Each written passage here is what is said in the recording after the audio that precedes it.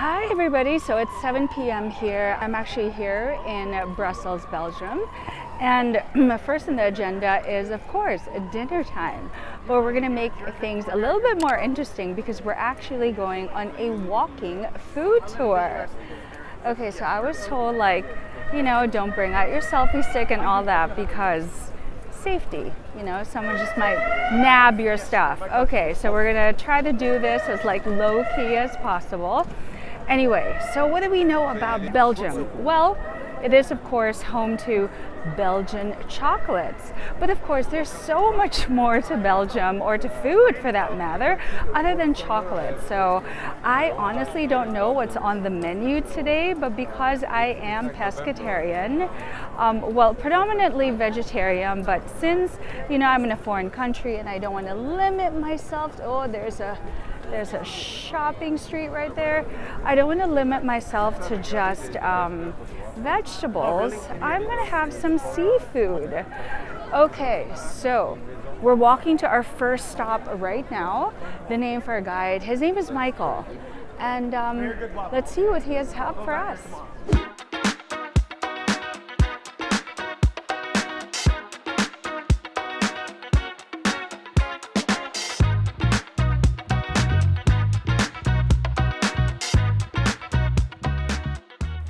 So this is Michael.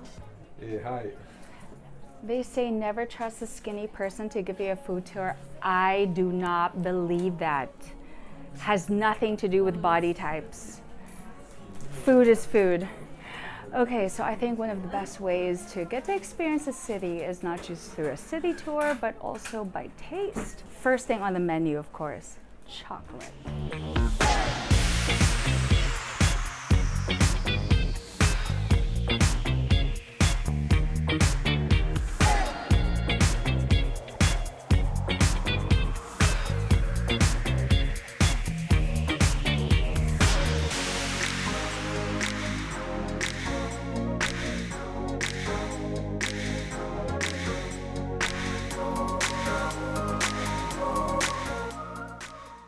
So for starters, there's a few pieces of chocolate. I'm getting this first one right here.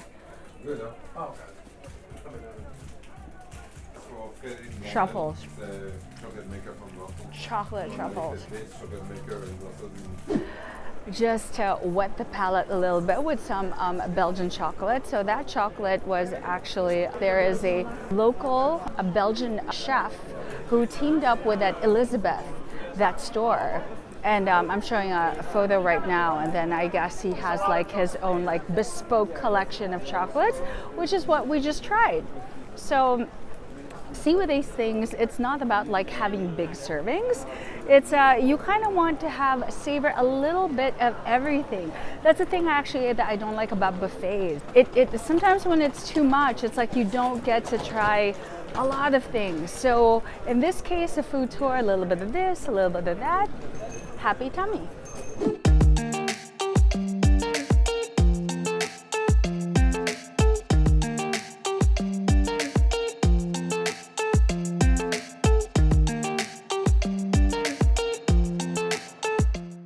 So our first real stop is Frites Atelier. So we all know fashion ateliers. Damn, the lighting is great here. I hope so are the fries. So ateliers, at least I know them for fashion, but there is also for potatoes. So here it seems like you can see like there is a line, a really long line just to get in here amidst the rain. People are coming to flock for some good comfort food. Coming from Amsterdam, definitely fries is something that they utterly love. And here, they're quite proud that even the soil that they grow their potatoes in, like it matters. Well, yeah, truly.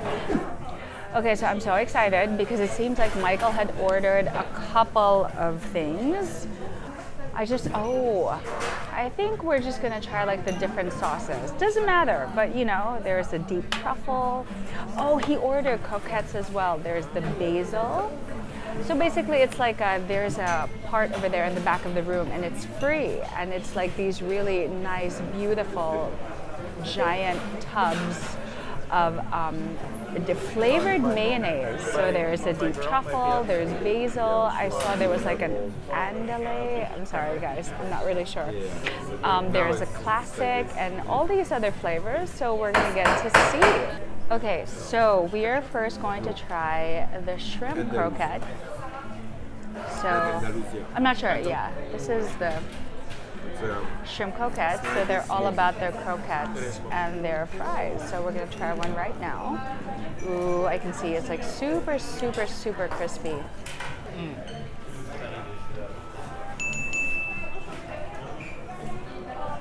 Okay. You know, when you say shrimp, like, just imagine eating a shrimp right now.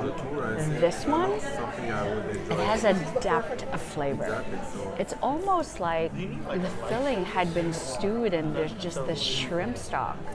Like, I'm not even joking right now. It has so deep in flavor that it's not just like diced shrimp inside a croquette. It's really like this, it's so saucy and velvety, and again, the depth of flavor, that it's really rich. Wow, that is so interesting. Amazing. Okay, from shrimp, we're now gonna go the cheese. So we're gonna have the cheese croquette with some basil.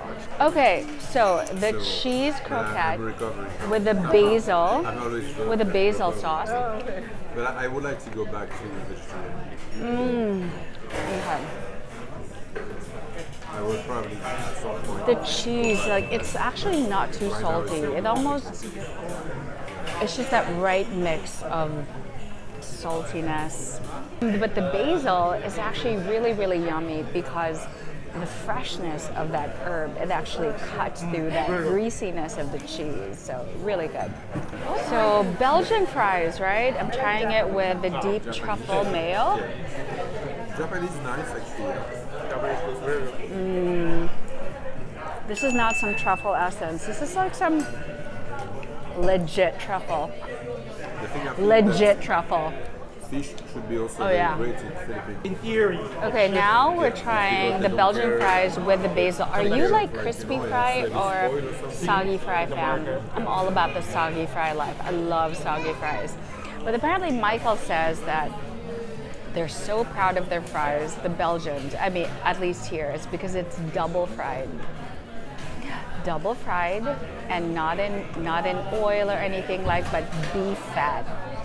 So for me to say I'm a vegetarian is an utter lie because today I'm being a complete hypocrite. I'm keeping it real, folks. That basil sauce is amazing. Amazing, so fresh. It's like mayo, but light, but like, yeah. So, from Andalusia. Let's see what it is. Super smoky, a little bit pimiento, paprika-ish. A little bit of a kick of spiciness, but not like a chili. More like a very peppery spice. Oh, that's good. That's good. This was supposed to be a lot more food, but we ate it all. And that's okay. It's messy and gooey and yummy, which means we enjoyed it, right? That's just the first stop. So what's next? The main course. The main course. I don't know what that is, but let's go. Going to have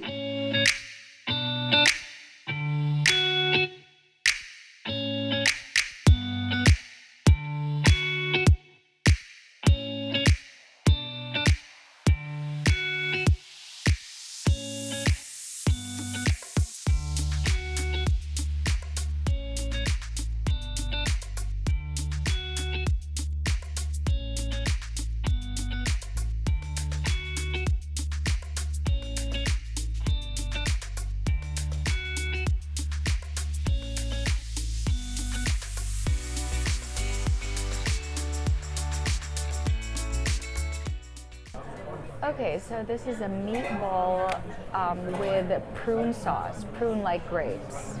And this is a beef stew. And this is a special dish for me, which is basically a seafood ratatouille.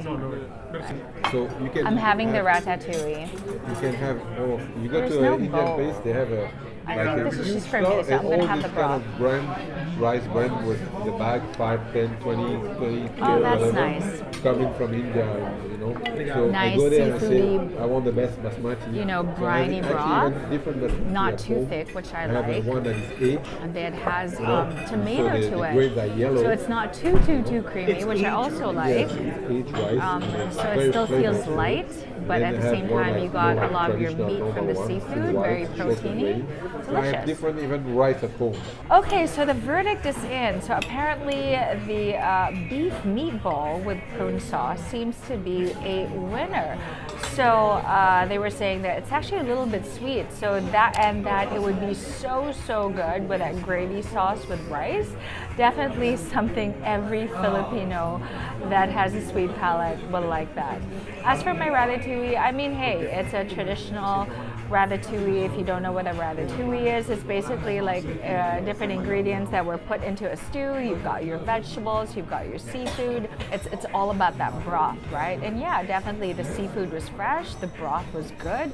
But if we're talking about depth of flavor, that sauce from that Frites Atelier was bomb. It was really so good.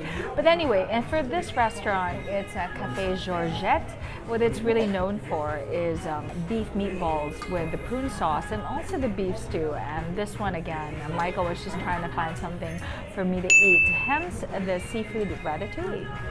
So beef stew at Cafe Georgette done. So now we're gonna have dessert, but just to actually let you guys know that, I mean, you're seeing it right here. The weather is shit.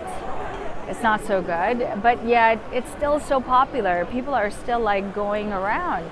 Well, for starters, Brussels, did you guys know that is actually the second most international city in the world, second to Dubai. What does that mean? There's about 180 nationalities that are currently in Brussels right now. So it's very cosmopolitan, very inclusive, very that, you know, that great racial mix that you have. So, and the benefit of that, of course, is if you're coming here and you want a specific tour, yes, we wanted more local food, but let's say you can actually book a tour. Let's say if you just want something vegetarian, if you want something that's actually not local, you know, you just want the best, let's say, of like the junky food. I think that's the great thing about having private tours. You custom make it according to what you like. Right? I mean, it is like a menu for food, but a menu for all the places that you're going to be going to. So this tour that we had is actually 3 hours long. We started at 7 from our hotel. We walked all around the city center, which is, or around the, I wouldn't say the old town, but you know, these places right here. And then the last place that we're going to right now is, whew, I'm so full. And contrary to popular, shall I say, prediction, no, we're not having Belgian chocolates for dessert. I think that's too much of an easy one. I actually don't know what we're having, but it's definitely not a Belgian waffle. So let's see.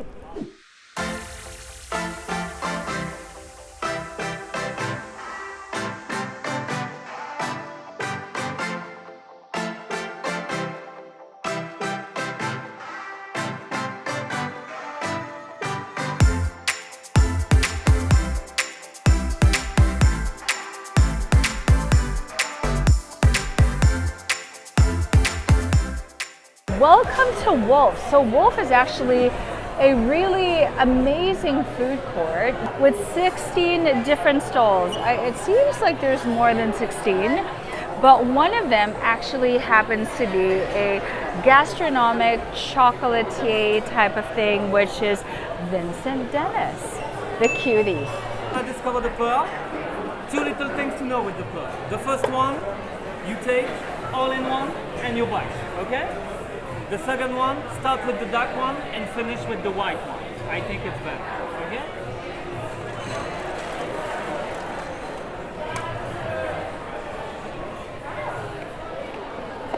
Here you go.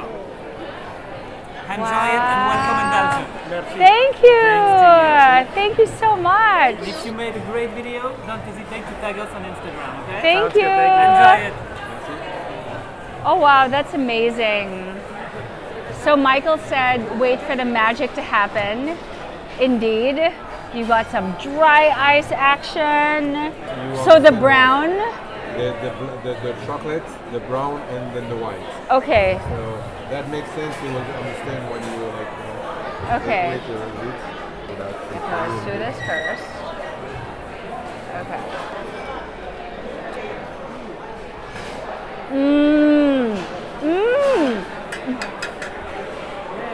Okay. So, one of the things my mom used to treat us to when we were kids was frozen bananas. And the dark one is essentially like, you know, hard chocolate, and inside is this ooey gooey syrupy fresh bananas. I'm not a banana person, but that is good. It's really good. So that texture of crispy from like the nuts and then the chocolate, but then it's also liquid and soft and just from the filling. Oh, that's so good. Okay. And then the next is this brown one over here. That's spectacular. Okay. Light brown over here.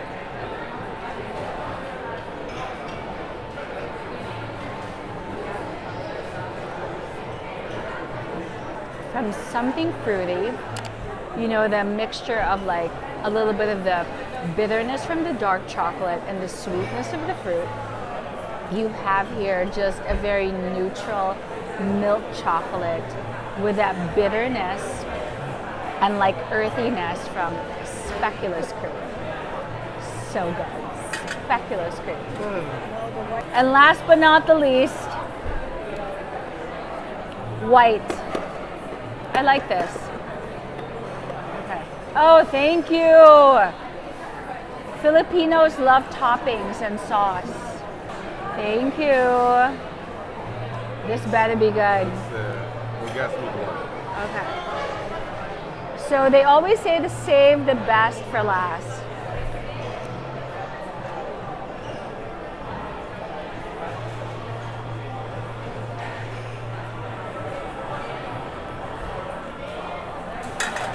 Oh my God. No, don't tell me what it is. It's dark chocolate with banana. So it's still like bitter with something of like a deep velvety fruit. And then you have something neutral with a milk chocolate with a speculoos. And then you round it up with white chocolate that's really like sweet, but then it has this tart filling of passion fruit. Passion fruit! I wore yellow for a reason. That was so good. It was almost like a journey of like different fruits to something a little more earthy, and it was the textures, and it was just this visual like presentation. Okay, because dessert was so good, we decided we're gonna try some cookies right now. Oh my God, that is so soft on the inside. Who eats cookies with a spoon? We do. The Belgian does. Yeah, the Belgians do. So there, do you see that? It's like gooey. Oh, a sign of a gooey time. Damn it! I didn't press record when I was eating the damn cookie. I can still eat it, but I missed the moment, guys. But that's okay. It just goes to show I wasn't concentrating because it was just so good. I was giving a very in-depth analysis of how this cookie right here, I'm so worried it's like gonna fall because it already fell on my jacket that you guys can see. Look how thin that cookie is. It's actually really, really thin. And a lot of these other bakeries here and around the world, they try to show off and make you feel like you're getting value for your money by giving you a super thick cookie. And sure, some of them are great, but some of them are that they're just all fluff. They're big, but not really good. They're dry, or they just don't have a lot of flavor or whatnot, right? But this one, though, perfect. It's That's like what grainy but First one, chewy. It's crispy on the ends, on the outside, but the inside is just so gooey that I actually fell apart and fell in my jacket that you guys didn't see earlier. Just taste the fries, right? Oh my god, that is amazing! You start with the croquette, then the meal, the rabbit stew, right? amazing. Life changing. Then this one right here. I mean, this is as good as it gets for a chocolate lover. Oh my god! Which one? Which one do you like more? That was better! No, what was that? This one? That's a classic cookie with caramel and chocolate. This is cheap. Oh my god, okay. It's a classic chocolate chip cookie with chocolate shards, And it's like see the cookie. crispy. Am I saying this right? Like, you know, like the hardened like caramel syrup. It's like a taffy-ish kind of caramel that gets stuck in your tooth. That's why it was a little bit hard for me to talk earlier. But damn, that is good. And I'm not just saying this because this is my YouTube channel. Like, I'm actually genuinely saying like this was good. I've had a lot of cookies in my lifetime. A lot. This is probably, I don't want to say it's the most basic, but yeah, it is such a classic cookie. But the way like it's just freshly made with just spectacular ingredients and obviously whatever secret sauce, secret recipe that Vincent Denis has got going on, it is here at Wolf.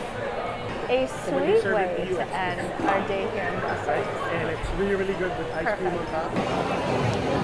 Vincent Denis. I know I'm only supposed to show you guys what happened last year, but it's so good. I need to do it again.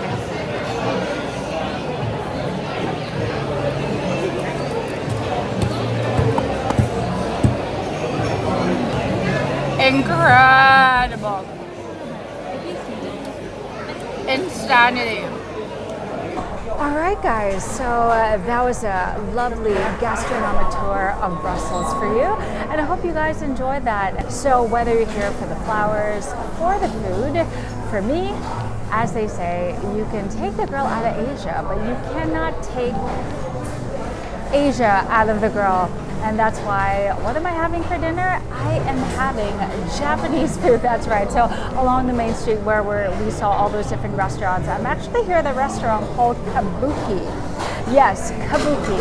And is it good? I'm not really sure, but the last time when we passed here, it was closed.